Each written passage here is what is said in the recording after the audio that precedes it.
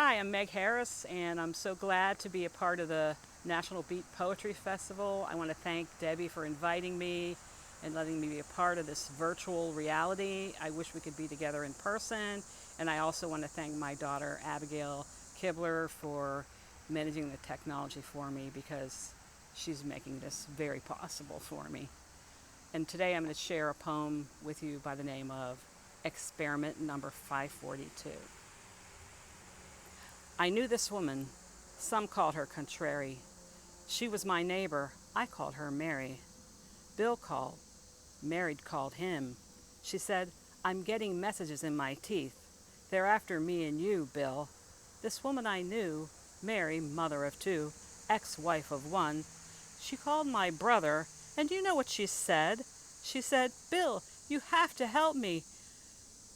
The aliens are talking to me. The government is talking to me through my teeth. My divorce is final, and I'm making a crazy quilt. Oh, yeah, and they said, you're next, Bill. Mary's marriage was a good marriage. That is, until she decided to improve upon it. Mary and Dave, Mary decided, needed therapy. Dave fell for the therapist, and Mary got the kids.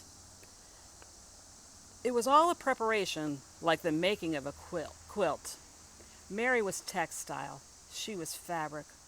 Okay, she was remnants, but she was a part of the plan. Hemmed in, you might say. You might say stitched up. The children, you ask? Well, what about the children? They were boys, of course, miniature men, miniature Davids. And when they went to visit their daddy and his therapist for the weekend, the big David asked the little Davids, how is your mother Mary? And they'd answer, you know, Dad, she's acting kind of strange. She's painting flowers on the porch floor. She's hanging foil wallpaper in the foyer, Dad.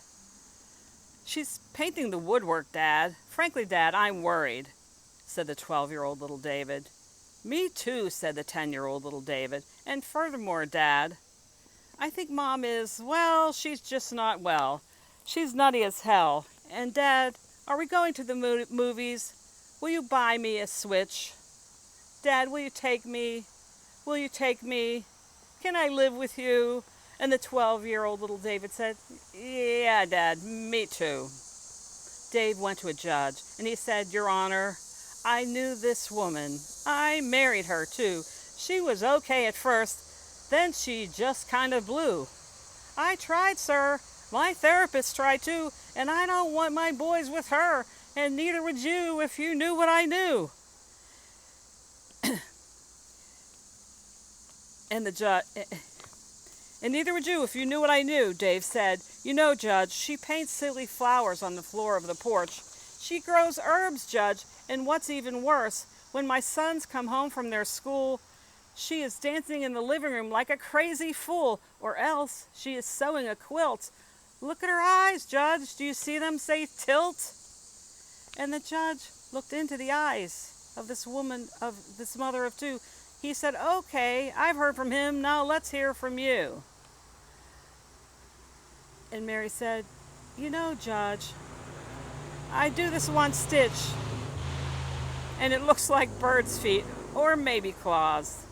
And I've stitched it all using just that stitch. And after a pause, she said, I've stitched and stitched like a mad quilting fool. The yellow is sewn and the orange too, and I've not found it in me to sew up the blue. The judge said, Mary, in a most soothing voice, I've a tear in my robe, and I'm sure it's your choice, but will you sew it? Will you mend it for me? And oh, by the way, I'm giving David custody. And Mary said back in a yet milder tone, I'll be happy to sew it, Judge, sir. I'll have lots of time. I'll be all alone. It was planned that way. I read the script. Planned and saved up for, like next summer's trip.